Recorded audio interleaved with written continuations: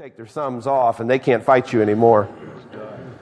The toes will cause you to lose your stability on the ground. You're not going to be able to get into a combat stance or move from position to position without toes very easily. If you don't have toes, please forgive me, by the way, by bringing this up. I didn't know you didn't have toes, but you're not going to be able to have very stable footing. And you're certainly not going to be able to run well. Not without a tremendous amount of practice, getting used to the difference in your balance, center of balance. So that was a way to completely destroy any capacity for the enemy to be able to continue to fight back. Right. Adonai-Bezek, and I guess he realized it was payback, if you want to call it that, reciprocity, might be a more intellectual word. Adonai-Bezek said, well, there were 70 kings, 70 kings that sat at my table and got their meat, that I'd cut off their thumbs and toes. Isn't that something? You know, one of the things that happened in Exodus as well as in Leviticus, they put the blood on those elements of an individual to let them know they were under the covering. They did that with Aaron and his sons with that priesthood. Do you know that when you come in under the blood of Christ, the blood's been applied to your ear? It's been applied to your actions, to your walk, to your thinking, and then the oil's applied. The Spirit is intended to be applied. Do you know that if you let this world cut your thumbs and your toes off, you will lose the capacity for you to be able to serve the Lord the way the Lord wants you to serve Him, and you'll never be able to fight back the pressure of the world coming against you? Don't ever let your thumbs and toes get cut off, saints. Please, not literally, but certainly spiritually. So we need a stable foundation, don't we? And we know, 2 Timothy, isn't that the first chapter, 2nd chapter, 19th verse, said, the foundation of God standeth sure, having this seal. This is the seal. This is the certainty. You know what's so certain about this? There's nothing more certain than God.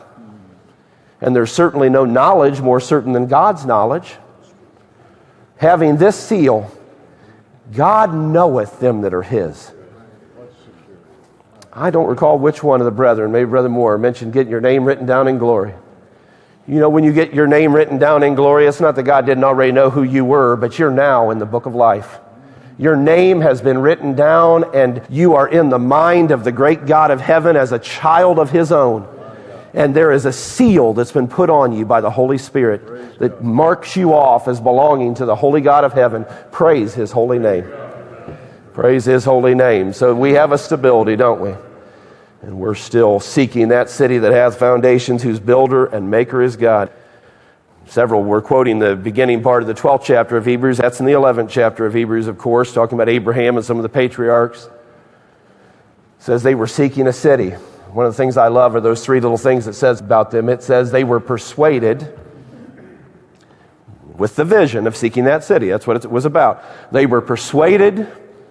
They embraced it. And what else? They confessed that they were strangers and pilgrims. We've got to be persuaded.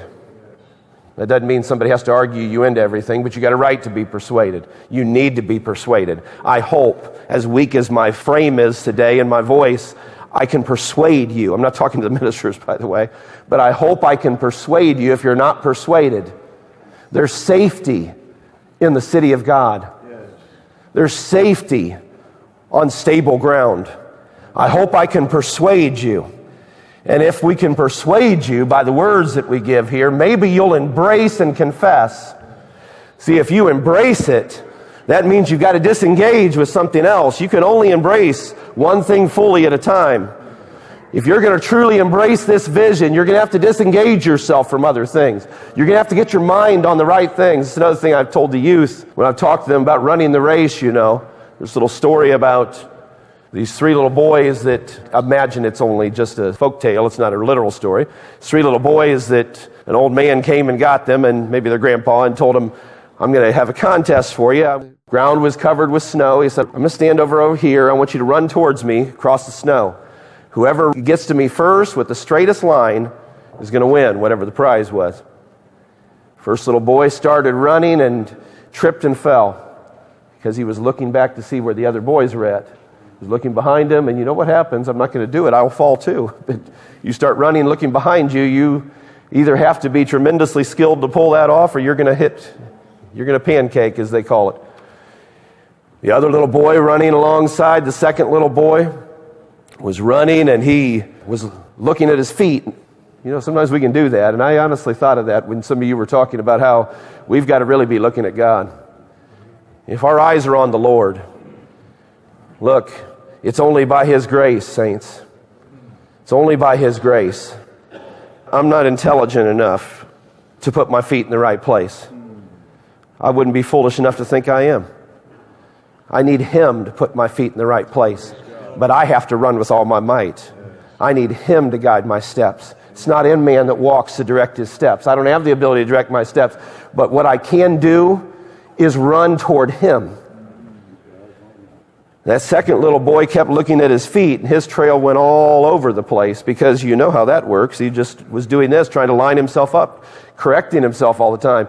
The third little boy just kept looking at the man. He didn't take his eyes off the man. And he had a perfect straight beeline right to that individual, because he kept his eyes on the prize. There's where that verse has been quoted so often here in this meeting already. Brother Sturgeon brought it up. It says we've got to lay aside every weight.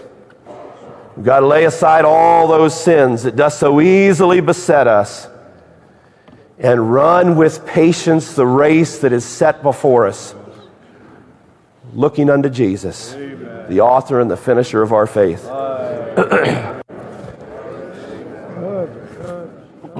Take their thumbs off and they can't fight you anymore. The toes will cause you to lose your stability on the ground. You're not going to be able to get into a combat stance or move from position to position without toes very easily. If you don't have toes, please forgive me, by the way, by bringing this up. I didn't know you didn't have toes, but you're not going to be able to have very stable footing. And you're certainly not going to be able to run well, not without a tremendous amount of practice, getting used to the difference in your balance.